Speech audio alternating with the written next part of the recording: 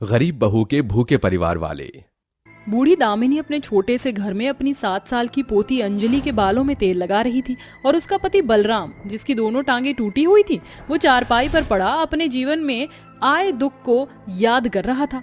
तभी अचानक बाहर अंजलि को 6 साल का छोटा भाई महेश घर की छत से नीचे गिर जाता है। उसकी चीखती आवाज सुनकर तीनों घबरा जाते हैं।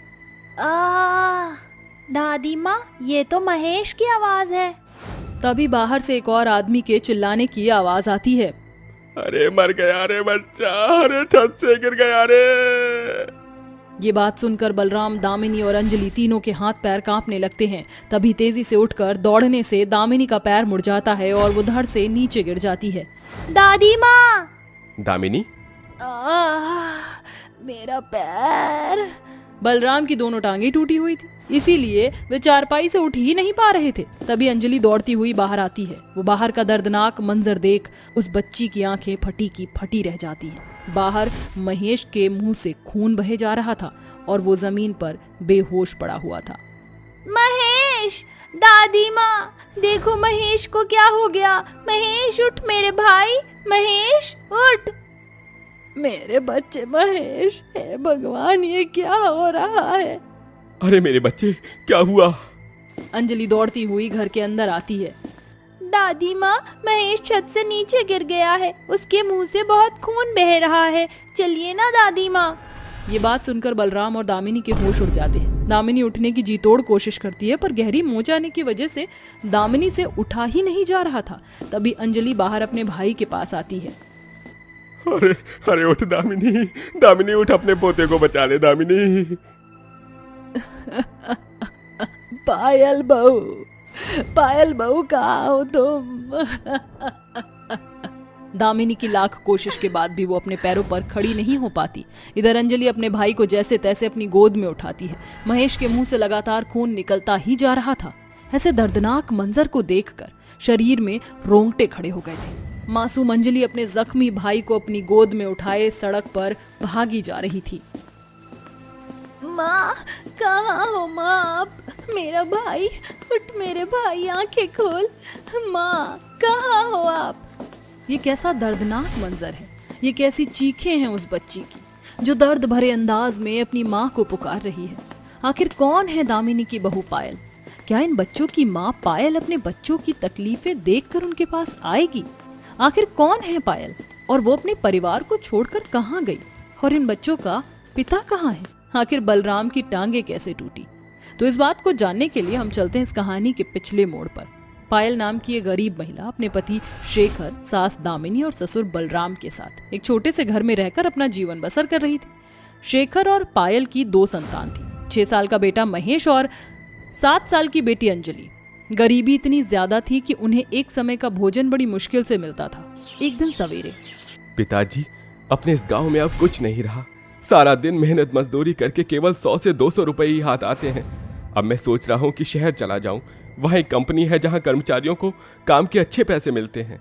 शेखर पहले अपने गांव में इधर उधर मजदूरी करता था। एक दिन काम मिलता था तो 5 दिन नहीं मिलता था, जिसके चलते शेखर को अपने परिवार का पालन पोषण करने में बहुत सी दिक्कतों का सामना करना पड़ता था। जी, आप शहर में अकेले कैसे रह पाएंगे? पायल, रहना होगा। अपने परिवार का गुजारा करने के लिए कुछ तो करना ही होगा ना। अब ऐसे 100-200 रुपए से हमारा गुजारा नहीं चलेगा। तू अपने परिवार से दूर रहेगा शेखर? माँ, रहना पड़ेगा। जब बात परिवार के पालन पोषण की है तो ये करना ही होगा। मैं आप लोगों को वहां से पैसे भेज दिया करूंगा और महीने में 2 से 3 बार मिलने भी आया करूंगा। कम से कम मेरे दूर जाकर काम करने से मेरा परिवार, मेरे बच्चे भरपेट खाना तो खा सकेंगे। अरे ठीक है बेटा, मैं भी तेरे साथ शहर चलता हूँ। 2 दिन में लौट आऊंगा मैं यहाँ। शेखर की शहर जाने की बात से सब राजी हो गए और अगले ही दिन शेखर अपने पिता बलराम के साथ एक बस में शहर की ओर जाने लगता है। तभी उस बस के साथ एक भयानक दुर्घटना हो जाती है, जिसमें शेखर की वहीं मौत हो जाती है और बलराम के दोनों पैर कट जाते हैं। इस हादसे के बाद बलराम का पूरा परिवार गहरे सदमे में चला गया। इतने दुख भरे समय में खुद को संभालना पायल के लिए मुश्किल हो रहा था। कुछ दिनों बाद, बहू, अब कब तक हम इसी सदमे में बैठे रहेंगे? अब हमें जीवन में आगे बढ़ना चाहिए बहू। घर में 2 छोटे बच्चे हैं, हमें उनका पालन पोषण का ख्याल रखना चाहिए। अब तुम्हें ही कुछ करके पैसे कमाने होंगे बहू। ये सब क्या हो गया माँ जी?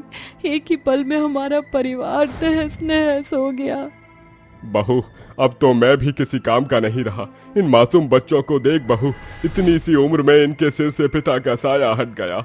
इनके जीवन को संवार दे बहू, और ये काम केवल तू ही कर सकती है। माँ, क्या अब हमें ऐसे भूखे ही रहना होगा? नहीं मेरे बच्चों, मैं हूं ना तुम्हारी माँ। मैं तुम्हें कभी भूखा नहीं रहने दूंगी। मैं अपने आप को कुर्बान कर दूंगी, पर तुम्हें भूखा नहीं सुलाऊंगी। अपने पति की मौत के बाद पायल को जीवन बिताना बहुत मुश्किल साबित हो रहा था, पर पति के साथ साथ वो एक माँ भी थी, और माँ की ममता में पायल अपने घर से बाहर निकल जाती है। तभी वो एक कालू नाम के व्यक्ति के होटल में आती है, जहाँ कालू उसी गांव में बढ़िया बढ़िया खाना बनाकर लोगों को खिलाता था। पायल कालू से काम मांगने लगती है। आप मेरी होटल में बर्तन धोने का काम कर सकती हो, इसके बदले मैं आपको रोज के 300 रुपए दे दिया करूंगा। आपका बहुत बहुत धन्यवाद कालू भाई। उसी दिन से पायल कालू के होटल में बर्तन धोने का काम करने लगी और रोज के 300 रुपए कमाने लगी। धीरे धीरे पायल के परिवार की परेशानी थोड़ी दूर होने लगी। अब उसके परिवार वाले भरपेट खाना खाने लगे। कुछ दिन बाद अचानक बलराम की तबीयत बहुत खराब हो जाती है। जब डॉक्टर बलराम का चेकअप करते हैं तो बलराम के जख्मों में पस भर चुका था। इनके जख्मों से पूरा पस भर चुका है। हमें ऑपरेशन करके इनका ये पस निकालना होगा, जिसमें 20,000 रुपए का खर्च आएगा। क्या? मैं कुछ दवाई लिखकर देता हूँ, आप 4-5 दिन इन्हें ये दवाई देते रहिए, और जब इनकी जख्मों से गीला पस आ जाएगा तो हम इनका ऑपरेशन कर देंगे। इतना कहकर डॉक्टर वहां से चले जाते हैं। बहू, इतने पैसे कहाँ से लाएंगे हम? माँ जी, मैं कुछ करती हूँ। पायल कालू के होटल में आती है और वहाँ काम करने लगती है। तभी अचानक कालू को हार्ट अटैक आ जाता है। ये देखकर पायल घबरा जाती है और वो कालू के पास आती है। कालू भाई, क्या हुआ आपको? रुकिए, मैं डॉक्टर को बुलाती हूँ। बहन, मेरा इस संसार में कोई नहीं है सिवाय इस होटल के। अंदर तिजोरी में 2 लाख रुपए रखे हैं, और ये तिजोरी की चाबी है। आज से मैं अपना ये होटल आपके हवाले कर रहा हूँ। इतना कहकर कालू की मौत हो जाती है। ये देख पायल रोने लगती है। तभी पायल तिजोरी से पैसे लेकर शाम को अपने घर आती है। तभी उसे रास्ते में उसकी बेटी अंजलि अपने भाई महेश को गोद में उठाए भागती हुई आ रही थी। महेश के मुंह से खून निकलता जा रहा था। महेश! अंजलि, ये क्या हुआ? माँ, महेश छत से गिर गया। देखिए ना माँ, उसके मुंह से कितना खून निकल रहा है। ये देख पायल महेश को हॉस्पिटल लेकर आती है, जहाँ जैसे तैसे महेश ठीक हो जाता है। अब पायल उन पैसों से अपने ससुर का भी इलाज करती है और उस होटल को चलाकर अपने परिवार के साथ एक हंसता खेलता जीवन बसर करने लगती है।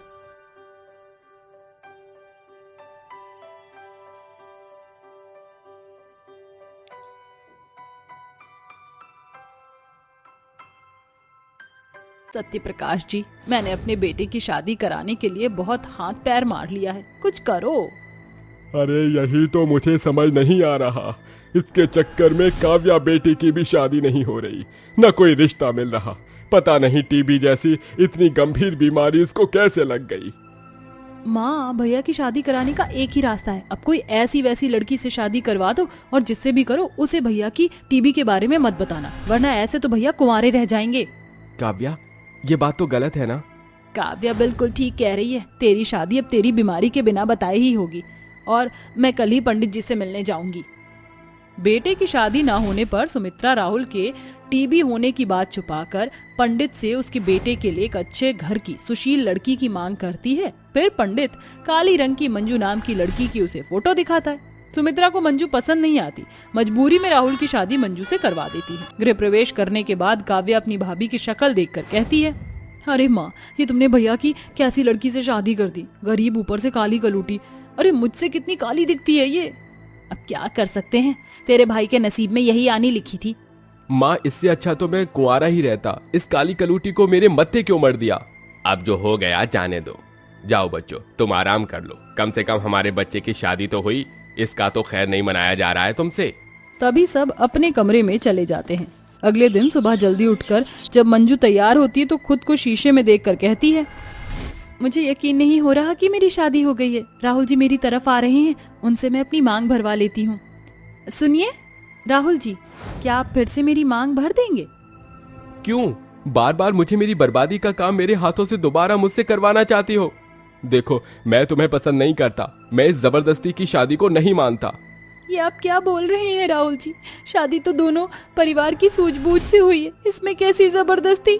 आपकी माँ खुद हमारे घर रिश्ता लेकर आई थी। देखो, मुझसे ज्यादा सवाल जवाब मत करो। मुझसे जितना दूर रहोगी उतना ही तुम्हारे लिए बेहतर होगा। ये बोलकर राहुल चला जाता है। राहुल की बात से मंजू को बहुत ठेस पहुंचती है, वह रोने लगती है, लेकिन सास की आवाज आने पर वह फौरन नीचे पहुंच जाती है और कहती है, माँ जी आपने बुलाया मुझे? माँ जी क्या कर रही है? सुबह का नाश्ता तेरे पीहर वाले आकर बनाएंगे। हम सबको भूख लग रही है, जल्दी से अच्छा सा नाश्ता बना कर ला। उससे पहले काली भाभी मेरा ये सूट प्रेस कर दो, और हाँ थोड़ा ध्यान से प्रेस करना, कहीं अपनी काली सूरत की तरह मेरे कपड़े भी काले कर दो जलाकर। नंद जी आप फिक्र मत कीजिए, मैं अच्छे से प्रेस कर दूंगी। ससुराल वालों के ऐसे बर्ताव से उसे बुरा लगता है।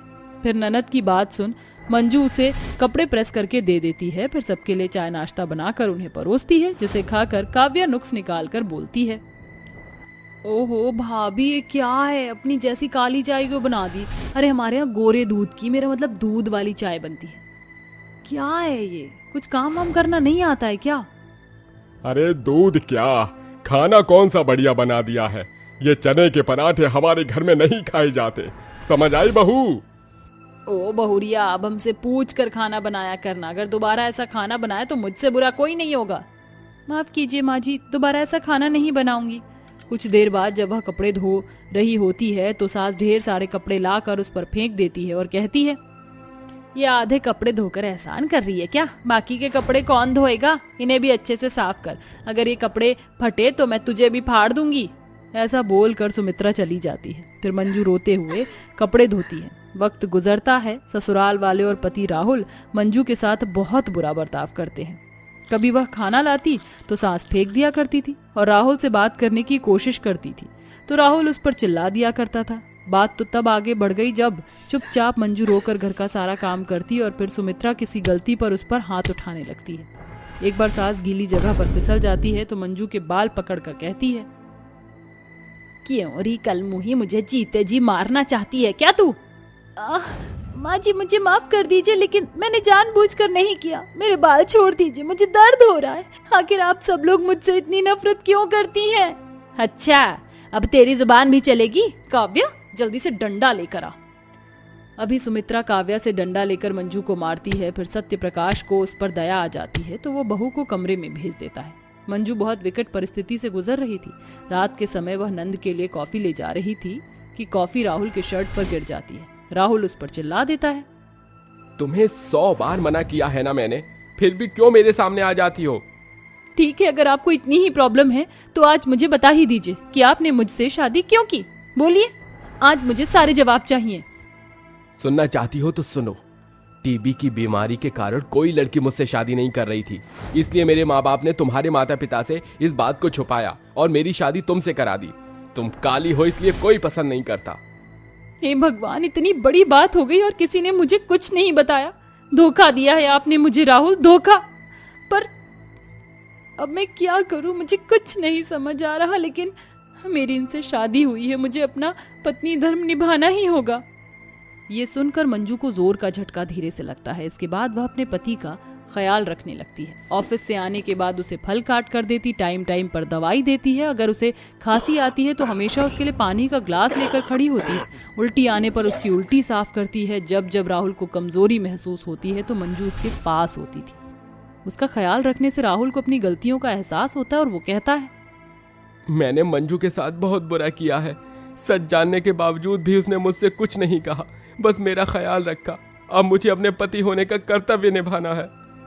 ये कहने के बाद राहुल मंजू से अपने गिले शिकवे दूर कर उससे माफी मांग लेता है। अगले दिन फिर किसी बात पर सुमित्रा मंजू को मारने वाली होती है। इतने में राहुल आकर सुमित्रा का हाथ पकड़ लेता है और कहता है, बस माँ, बहुत हो गया। अब मैं मंजू पर और जुल्म होते हुए नहीं देख सकता। मैंने उसे अपनी पत्नी मान लिया है। बेहतर होगा कि आप उसे इस घर की बहू मान लें और काव्या भी उसे अपनी भाभी का दर्जा दे। हे भगवान, ये तू क्या बोल रहा है? कहीं इसने तेरे ऊपर काला जादू तो नहीं कर दिया? मुझे तो यही लग रहा है। माँ, आज मैं पहली और आखिरी बार समझा रहा हूँ, मैं मंजू के साथ कुछ भी गलत बर्दाश्त नहीं करूंगा। क्या मंजू मंजू लगा रखा है तूने? ज्यादा ही है तो अपनी पत्नी को अपने पास एक कमरे में रख। आज से इस घर का बंटवारा हो रहा है और उस बंटवारे में तेरे हिस्से में बस एक कमरा और रसोई है, इसके अलावा कुछ नहीं। माँ, अपने बेटे को अलग कर रही हो। ठीक है, मैं रह लूंगा अलग। एक कमरा होने के बाद दोनों एक ही कमरे में रहते थे। बंटवारे के कारण पति पत्नी कहीं और नहीं जाते थे। एक दिन घर पर काव्या सत्यप्रकाश नहीं होते हैं। भूख लगने के कारण सुमित्रा ऊपर के फ्लोर से नीचे सीढ़ियों से आती है कि पैर फिसलने से उसके सिर से बहुत खून निकलने लगता है। माँ को ऐसी हालत में देखकर राहुल फौरन आता है। फिर मंजू साड़ी का पल्लू फाड़कर सास के सर पर बांधती है। सुमित्रा को फौरन हॉस्पिटल ले जाया जाता है। होश आने पर सुमित्रा अपने सामने राहुल और मंजू को पाती है और कहती है, राहुल, मंजू बहू, तुम दोनों मुझे माफ कर दो। मैं तुम्हारी गुनाहगार हूँ। बहू, मैंने तेरे साथ बहुत बुरा किया, यहाँ तक कि तुम दोनों का बंटवारा करके अलग कर दिया। फिर भी तुम दोनों ने मेरी जान बचाई। आज यहाँ जिन्हें होना चाहिए था वो यहाँ नहीं है। अब मैं तुम दोनों से आंखें नहीं मिला पा रही हूँ। अरे माँ जी, आपकी तबीयत खराब है, आप आराम कीजिए। मुझे आपकी किसी बात का बुरा नहीं लगा। आप मुझे कितना भी डांट सकती हैं। हाँ माँ, हम आपके बच्चे हैं, हमें बुरा नहीं लगता तो शर्मिंदगी वाली बात कैसी? पर क्या अब भी हम अलग रहेंगे? नहीं नहीं बच्चों, अब तुम मेरे पास रहोगे, कोई बंटवारा नहीं होगा। मंजू को अपनी गलती का एहसास होता है और वह अपने बहू बेटे के साथ खुशी खुशी रहती है। साथ ही नंद भी मंजू से माफी मांग लेती है।